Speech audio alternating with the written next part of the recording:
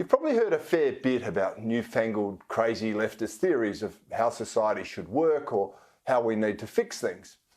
Well, they're all total bulldust, and most of them actually have direct links to Marxism and some other extreme political agendas. But one of the most dangerous of them is gaining traction. This concept is known as critical race theory, or CRT. Now, CRT was cooked up in some university thought lab back in 1989. The crazy theorists then held their first workshop, as they called it, as an extension of the critical legal studies movement, which in itself was a spin-off of Marxist critical theory. Didn't I tell you? All roads lead to the hard left of Marxism. Anyway, CRT believes that racism is present in every aspect of society, in every relationship and every interaction. Accordingly, they are openly against free societies and they want to dismantle them so that they can be replaced under the CRT proponents' control. Now, incredibly, these fools also believe that science, reason and evidence are actually a white way of knowing, and they reject all potential alternatives, say, like judging people on their character rather than their skin colour. I mean, who would do that? The last point makes CRT the only permissible game in town, which of course is totalitarian, perfectly hypocritical and racist. Why would anyone be surprised of that coming from the left? But the left aren't content with that. You see, the CRT proponents ratchet up the racism claim by insisting that white people only give black people opportunities and freedoms when it's also in their own interests. So just think about that for a moment. The CRT racists think you're being racist if, as a white person, you give a black person a job, or if you believe that everyone should be free to live the life they choose for themselves. Again, freedom and opportunity are inherently racist to these advocates. Now, the definitive textbook on this madness is written by a guy named Richard Delgado and Jean Stefanchik. To them, racism isn't what most of us think it is. Instead of being defined as, say, prejudice based on race, they claim it is the system of everything that happens in the world that results in any disparity that actually advantages the racially privileged or allows a black person to claim they experience racial oppression.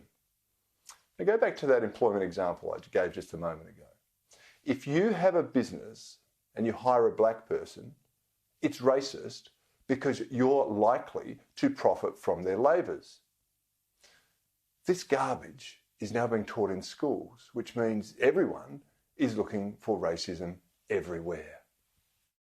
Critical race theory is teaching that white people are bad. That's not true. That would teach my daughter that her mother is evil.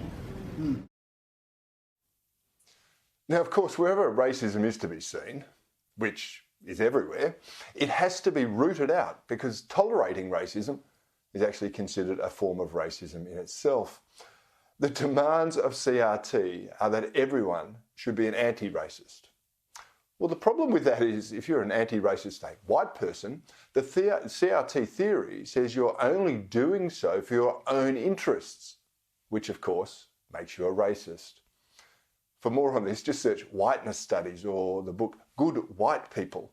But please don't use Google. You'll be tracked, you see, and likely labelled a racist for life. And this insanity makes it literally impossible for anyone to do anything right, because if they do, they're clearly racist. Now, if you think that's bad enough, I got bad news for you. It gets worse. You see, the CRT posits that individuals don't meaningfully exist. Every person is only identifiable in terms of the social groups that they're said to inhabit.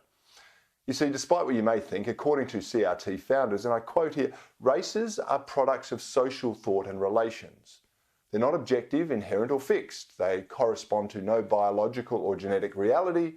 Rather, races are categories that society invents, manipulates or retires when convenient. Well, a reasonable question in response to that, if a race can simply be retired, when convenient of course, well, why don't we retire them all and simply become the human race? Would all lives matter then, do you think? I think we know the answer to that. Anyway, CRT keeps going. It says that the concept of treating every person as an individual, equal before the law, judged by the merit of their work or on their own behaviour, well, that's a myth, and it's designed to keep people down. And that's why these advocates champion social justice and not justice for the individual, because it's all about group rights, because the individual does not matter. Now, even the universality of science is not immune to this garbage. You see, modern science has been mostly led by Western men with white skin. Now, to the CRT tribe, well, that means the outcome of a science experiment does depend on the colour of the scientist's skin, because, according to CRT, objectivity in science is also an oppressive myth. Now, I really wish that was all there was to this vile theory. Unfortunately, there is more. You see, CRT cannot be appeased. You can give them your job, and if your CRT-approved successor actually fails, well, that's because of racism. And you can even give up your business, and if the new owners go belly up, well, that's because of racism too. It's fair to say that these people who advocate this stuff are stark raving mad, because they even think equality is a source of racism.